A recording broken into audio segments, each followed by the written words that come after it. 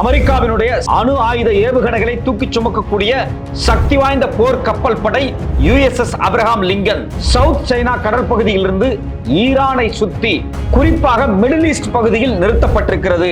Iran என்னை கொலை செய்ய முயற்சிக்கிறது என்று ட்ரம்ப் சொல்லி 24 மணி நேரத்தில் இந்த போர் கப்பல் எதற்காக ஈரான் பகுதியில் வந்து நின்றிருக்கிறது?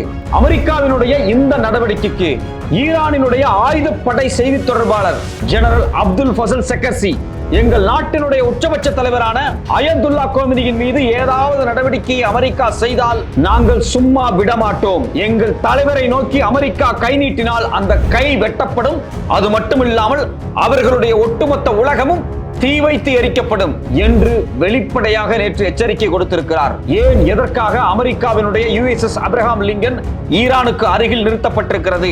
ஈரானுடைய சுப்ரீம் லீடரான அயதுல்லா கோமனி இப்போது எங்கே இருக்கிறார்? இந்த பூமி பந்திலிருந்து ஈரானை ஒட்டுமொத்தமாக அழித்தொழித்து விடுவேன் என்று எதற்காக ட்ரம்ப் பேசினார்? கடந்த 24 மணி நேரத்தில் ஈரானை சுற்றி என்ன நடந்து கொண்டிருக்கிறது? வணக்கம், இது தமிழ் குரல். நான் உங்கள் சத்யராஜ். ஈரான் அமெரிக்கா இருவருக்கும் இடையிலான மோதல் அப்படிங்கிறது ஒரு உச்சத்தை தொட்டிருக்கிறது அப்படின்னு தான் சொல்லணும். ஏன் அப்படின்னா, வெளிப்படையாக அமெரிக்கா என்ன பண்ணியிருக்கிறாங்க அப்படின்னா, அவங்களுடைய சக்தி வாய்ந்த போர்க்கப்பல் படை USS அப்ரஹாம் லிங்கன் அணு ஆயுத ஏவுகணைகளை அங்கிருந்து இயக்கக்கூடிய மிக முக்கியமான போர்க்கப்பல், ஒரு ஸ்ட்ரைக்கிங் ஃபோர்ஸ் மொத்தமாக சைனாவினுடைய சவுத் சீல இருந்து மலாக்கா வழியா, அதாவது ஸ்ட்ரெய்ட் ஆஃப் மலாக்கா, மலேசியாவினுடைய அந்த கடல் பகுதி வழியாக இந்திய பெருங்கடலை தாண்டி ஈரானை சுத்தி வட்டமிட்டு கொண்டிருக்கிறது. குறிப்பாக ஒட்டுமொத்த மிடில் ஈஸ்ட் நேஷன்ஸ் இருக்கு பாத்தீங்களா, இதை எல்லாத்தையும் கட்டுப்படுத்துற மாதிரி இந்த USS அப்ரஹாம் லிங்கன் டீம் வந்து சுத்தி வளைக்கிறாங்க. இது ஒரு போர்க்கப்பல் கிடையாது. அதாவது அணு ஆயுத ஏவுகணைகளை தூக்கி சுமக்கக்கூடிய ஒரு கப்பல் மட்டும் கிடையாது. அதை சுத்தி ஒரு பெரும் போர்ப்படையே இருக்கும். குறிப்பாக அதன் மீது விமானம் நிறுத்தப்பட்டிருக்கும். விமானம் தாங்கிய கப்பல் படை இது. எந்த நேரத்தில் வேண்டுமானாலும் அந்த விமானத்தை பயன்படுத்தி ஈரானோ மிடில் ஈஸ்ட் நேஷனலோ எந்த நாட்டுக்குள்ள வேண்டுமானாலும் போகக்கூடிய அச்சுறுத்தலை ஏற்படுத்துற மாதிரி அந்த கப்பல் படையை கொண்டு வந்து ஈரான் அருகில் நிறுத்தி இருக்கிறார்கள் அமெரிக்கா.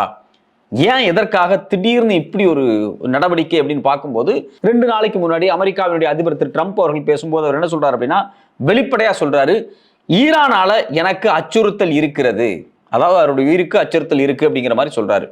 அப்படி ஏதாவது ஒன்று நடந்துருச்சு அப்படின்னா ஈரானை இந்த பூமியில மேப் இருக்கு பாத்தீங்களா, அந்த மேப்லயே இல்லாம அளவுக்கு ஒழிச்சிரும் அப்படிங்கிறாங்க. அனிலேஷன், அழித்து ஒழிப்பு நடவடிக்கை செய்யப்படும் ஈரானின் மீது அப்படின்னு அமெரிக்காவினுடைய அதிபரே வெளிப்படையா பேசியிருக்கிறார். இந்த பேச்சை கேட்ட உடனேயே ஈரானுடைய ராணுவம் அலர்ட் ஆயிருக்கிறாங்க.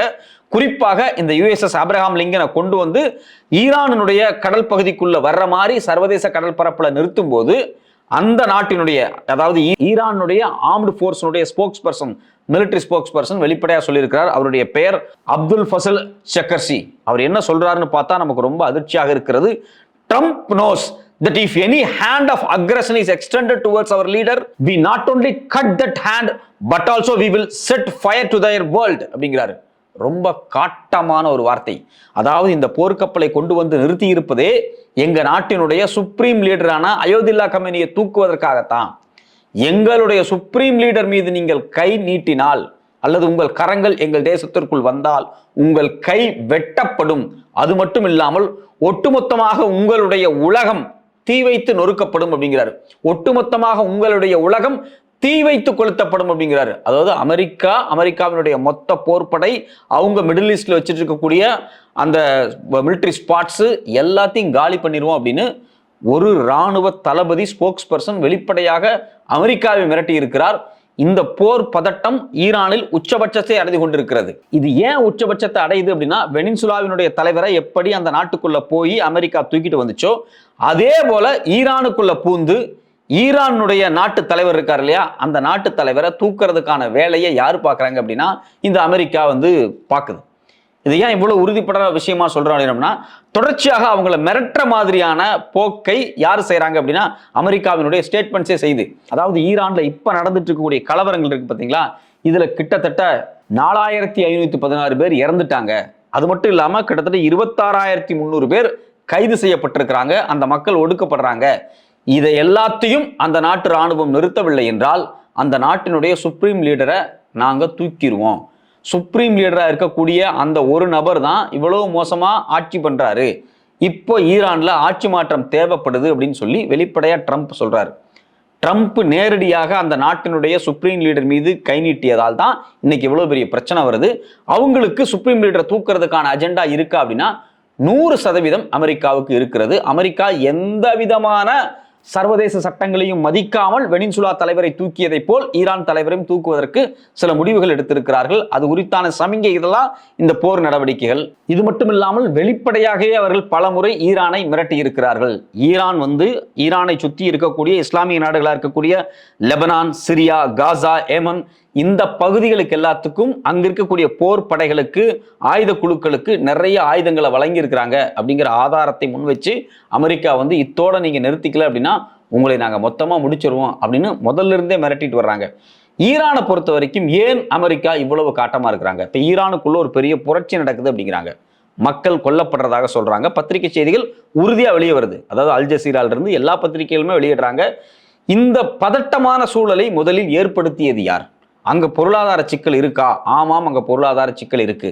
அங்க முதல்ல ஏன் பொருளாதார சிக்கல் வந்துச்சு? அங்க பொருளாதார சிக்கல் வர்றதுக்கு காரணமே இந்த அமெரிக்கா தான். இது அமெரிக்காவினுடைய ஒரு ஸ்ட்ராட்டஜி. அமெரிக்கா என்ன பண்றாங்க அப்படின்னா, ஈரான்ல இருக்கக்கூடிய பெட்ரோலிய நிறுவனங்கள் அங்கிருந்து பெட்ரோலை எடுத்து வேற வேற நாடுகளுக்கு விற்கிறாங்க. ஈரான் மீது ஒரு சாங்ஷனை யார் கொண்டு வருது? அமெரிக்கா கொண்டு வருது. எதுக்காக கொண்டு வருது அப்படின்னா, ஈரான் தன்னை சுத்தி இருக்கக்கூடிய இஸ்லாமிய நாடுகள், அங்க இருக்கக்கூடிய போர் படைகள் இருக்கு பாத்தீங்களா, ஆயுத குழுக்கள், அந்த ஆயுத குழுக்களுக்கு தொடர்ச்சியாக ஆயுதங்கள் கொடுக்கிறார்கள். குறிப்பாக ஹமாஸுக்கு நிறைய கொடுக்குறாங்க. ஹமாஸுக்கு ஒரு மிகப்பெரிய பலமாக ஈரான் செயல்படுது. இதனால இஸ்ரேலுக்கு மிகப்பெரிய த்ரெட்டா இருக்கு. இஸ்ரேல் அப்படிங்கக்கூடிய ஒரு நாடு அமெரிக்காவால் உருவாக்கப்பட்ட ஒரு அடியாள். அது எல்லாத்துக்குமே தெரிஞ்ச விஷயம் தான். இஸ்ரேலினுடைய உளவு அமைப்பும் அமெரிக்காவினுடைய உளவு அமைப்பும் தான் நேரடியாக தலையிட்டு ஏற்கனவே ஈரானுடைய சக்தி வாய்ந்த ராணுவ தலைவராக இருந்த திரு சுலைமானி அவர்களை கொலை செய்தார்கள். அது வெளிப்படையா தெரிஞ்ச விஷயம். அமெரிக்கா அதை அக்னாலஜ் பண்ணிக்கிட்டு நேரடியா அவங்க ட்ரோன்ஸை பயன்படுத்தி ஒரு நாட்டினுடைய ராணுவ தலைவரையே கொலை பண்ணாங்க. அந்த ஈரானுடைய ரெவல்யூஷனரி கார்டு அப்படிங்கிறது மிக மிக சக்தி வாய்ந்த ஒரு போர்ப்படை. அந்த போர்ப்படையை நேரடியா யார் கட்டுப்பாட்டில் இருக்கும் அப்படின்னா, ஈரானுடைய தலைவர் கட்டுப்பாட்டில் இருக்கும். திரு அயதுல்லா கமீனியினுடைய கட்டுப்பாட்டில் இருக்கும். அந்த படையினுடைய தலைவராக இருந்த சுலைமானியை இந்த ஈரானும் இந்த அமெரிக்காவும் 3 ஆண்டுகளுக்கு முன்னாடி கொலை பண்ணாங்க. அது வெளிப்படையா வந்த செய்தி.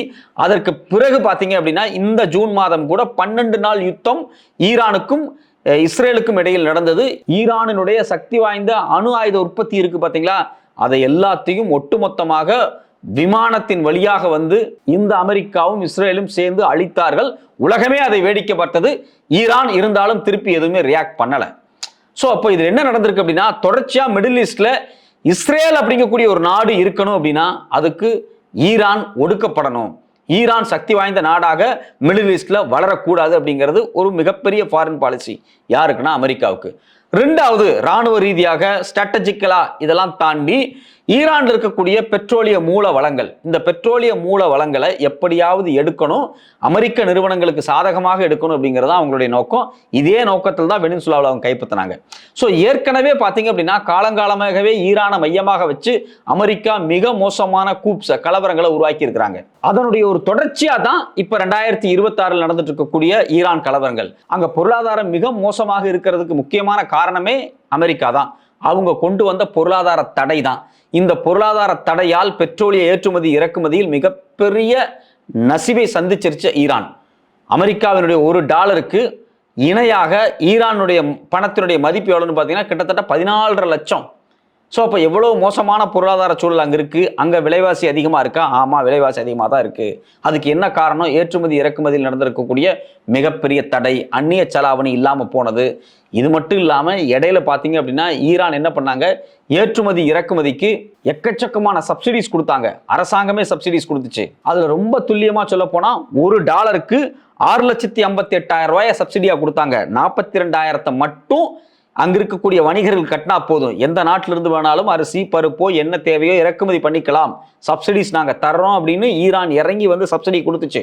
ஆனா அப்பவும் அங்க என்ன நடந்துச்சு அப்படின்னா, அங்க இருக்கக்கூடிய வணிகர்கள் குறைந்த விலையில் வேறு வேறு நாடுகளிலிருந்து பொருளை இறக்குமதி பண்ணி கொண்டு அதை இங்க பிளாக் மார்க்கெட்ல தக்க வச்சு, இல்ல ஆப்கானிஸ்தான், பாகிஸ்தான் மாதிரியான நாடுகளுக்கு கடத்தி கொண்டு போய் அங்க வித்து பெரிய லாபம் பார்த்தாங்க. அப்போ உணவுப் பொருள் தட்டுப்பாடு, எண்ணெய் விலை உயர்வு, இதெல்லாம் அங்கே வந்து ரொம்ப ரொம்ப ரொம்ப ரொம்ப அதிகமானது. காரணமே என்ன அப்படின்னா அமெரிக்காவினுடைய தடை. அந்த தடைக்கு பிறகு அரசாங்கம் கொண்டு வந்த சப்சிடிஸ் இங்கே தவறாக பயன்படுத்தப்பட்டது. இது மாதிரி பல காரணங்களை சொல்லிட்டே போகலாம். முதலீடுகள் ஒட்டுமொத்தமாக நிறுத்தப்பட்டிருக்கு. ஈரானுக்குள்ள கொண்டு போய் முதலீடு பண்றதுக்கு அமெரிக்கா மிகப்பெரிய தடையை உருவாக்கி வச்சிருந்துச்சு. ஈரானுடைய கப்பல், அந்த நாட்டினுடைய அரசு நிறுவனத்தினுடைய கப்பல் குரூட் ஆயிலை எடுத்துக்கிட்டு சர்வதேச கடல் பரப்புல போகும்போது கூட அந்த கப்பல்கள் கடத்தப்பட்டிருக்கு, மிரட்டப்பட்டிருக்கு, தடுக்கப்பட்டிருக்கு. ஸோ அப்போ ஒரு நாட்டை பொருளாதார ரீதியாக ஐசோலேட் பண்ற வேலையை அமெரிக்கா கடந்த 7-8 வருஷமாகவே செய்ய துவங்கிட்டாங்க. குறிப்பாக கடந்த 10 வருஷமாகவே செய்ய துவங்கிட்டாங்க. இதனால ஈரானுக்குள்ள மிக மோசமான பொருளாதார நெருக்கடிகள் ஏற்பட்டு இன்னைக்கு இருக்கக்கூடிய தலைவரை வந்து தூக்கி எறியணும் அப்படிங்கிற ஒரு புரட்சின்னு சொல்றாங்க, ஒரு போராட்டம், ஒரு கலவரம். இதுக்கு வந்து எக்ஸாக்டான வார்த்தையை நம்ம சொல்ல முடியாது. ஏன்னா அமெரிக்கா மாதிரியான நாடுகள் மிகப்பெரிய உளவு அமைப்புகளை பயன்படுத்தி, இஸ்ரேலுடைய மொசாத்தை பயன்படுத்தி இது மாதிரி ஈரானுக்குள்ள கலவரத்தை ஏற்படுத்துற மாதிரி பல நாடுகளுக்குள்ள அவங்க கலவரத்தை ஏற்படுத்தியிருக்காங்க. இதுக்கு மிகச்சிறந்த எக்ஸாம்பிள் என்ன அப்படின்னா 1953 இதே மாதிரியான ஒரு மிகப்பெரிய கலவரம் ஈரானுக்குள்ள வருது. 1951 ஈரான்ல மக்களால் தேர்ந்தெடுக்கப்பட்ட ஒரு புது பிரதமர் வர்றாரு. அது வரைக்கும் மன்னராட்சி தான் அங்க இருந்துச்சு. மன்னராட்சிக்கு பிறகு வரக்கூடிய அந்த புது பிரதமர் என்ன பண்றாரு அப்படின்னா அந்த நாட்டில் இருக்கக்கூடிய எண்ணெய் வளங்கள், அதாவது குரூட் ஆயில், பெட்ரோல் வளங்கள் இருக்கு பாத்தீங்களா, இதை எல்லாத்தையும் தேசிய உடைமை ஆக்கிடுறாரு.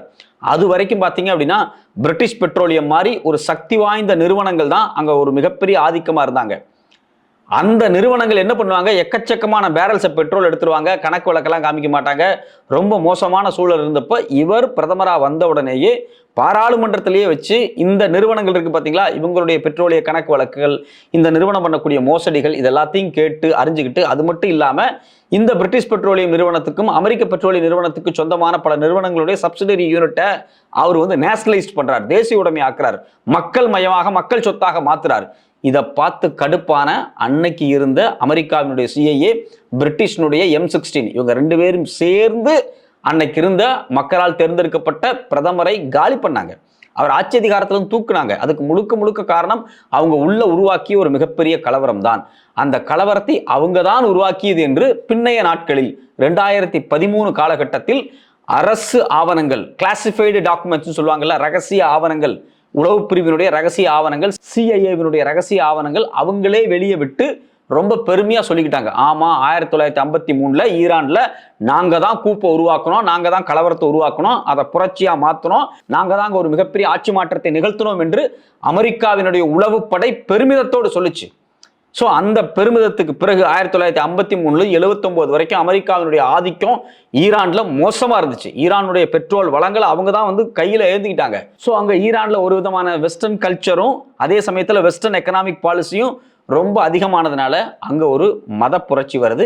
அந்த புரட்சி 1979 வருது. அந்த 79 இந்த புரட்சியை நடத்தி அந்த நாட்டை கைப்பற்றியவர் தான் இன்னைக்கு ஈரானுடைய சுப்ரீம் லீடரா இருக்கக்கூடிய அயோதுல்லா கமினி.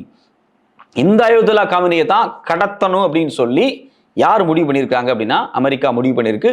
தங்களுடைய போர்ப்படை கப்பல்களை கொண்டு வந்து நிறுத்துறாங்க.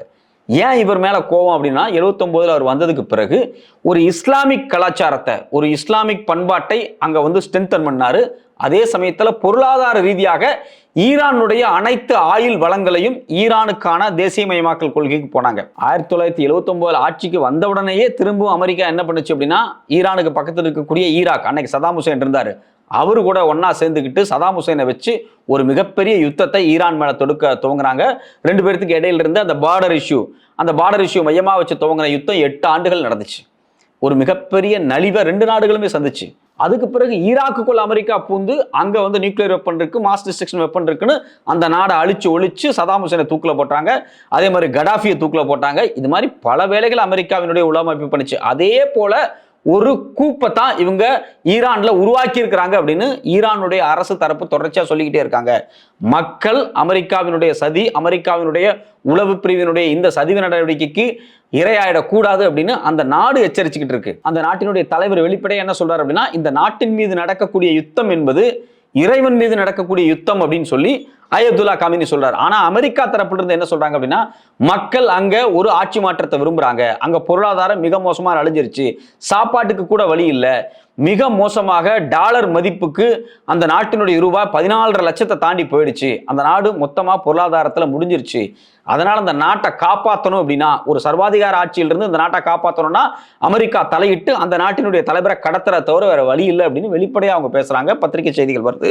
மூத்த பத்திரிகையாளர் அப்படிங்கிற பேர்ல அமெரிக்காவினுடைய மிலிட்டரி ஸ்ட்ராட்டஜிஸ்ட், உளவு பிரிவை சார்ந்த ஆட்கள் நிறைய பத்திரிகைகளை கற்று எழுதுறாங்க, ஒப்பீனியன் சொல்றாங்க. ஸோ அப்போ ஏதோ ஒரு வகையில அமெரிக்கா ஒரு நாட்டை கைப்பற்ற அவங்களுடைய கட்டுப்பாட்டுக்குள்ள கொண்டு வர முடிவு பண்ணிட்டாங்க அப்படின்னாவே அந்த நாட்டில் முதல்ல ஒரு பொருளாதார நெருக்கடியை ஏற்படுத்துறாங்க. அதுக்கு பிறகு அந்த நாட்டில் இருக்கக்கூடிய மக்களை வைத்து உள்நாட்டில் இருக்கக்கூடிய சக்தி வாய்ந்த தலைமை மீது ஒரு மோசமான அதிருப்தியை ஏற்படுத்தி ஒரு கலவரத்தை உருவாக்குறாங்க, புரட்சியா மாத்துறாங்க. அதுக்கு பிறகு அந்த நாட்டை ஒட்டுமொத்தமாக தன் கட்டுப்பாட்டு கொண்டு வர்றாங்க. காலங்காலமாக அமெரிக்கா இதைத்தான் செய்து கொண்டிருக்கிறது. இதே போல ஒரு யுக்தியை ஈரானிலும் செய்ய துவங்கி விட்டார்கள். குறிப்பாக ஈரானுடைய தலைவரை ஒட்டுமொத்தமாக கைது பண்ணுவதற்கு பல நடவடிக்கைகளில் இவர் இறங்கி இருக்கிறார்கள்.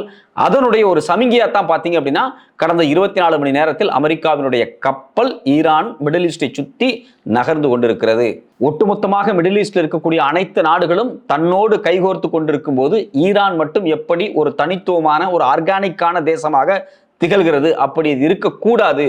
அவர்களுக்கென்று ஒரு ஃபாரின் பாலிசி, சீனாவோடு காட்டக்கூடிய நெருக்கம், ரஷ்யாவோடு காட்டக்கூடிய நெருக்கம், இதை எல்லாத்தையும் ஐசோலேட் பண்ணணும் அப்படின்னா உள்ள கலவரத்தை உருவாக்கி அதை இன்னும் மூர்க்கப்படுத்தி இந்த ஆட்சி மாற்றத்தை எப்படியாவது நிகழ்த்தி விட வேணும் அப்படின்னு அமெரிக்கா மிக கூர்மையாக வேலை செய்து கொண்டிருக்கிறார்கள். பொறுத்திருந்து பார்ப்போம் அடுத்தடுத்து ஈரானில் என்ன நடக்கப் போகிறது என்று.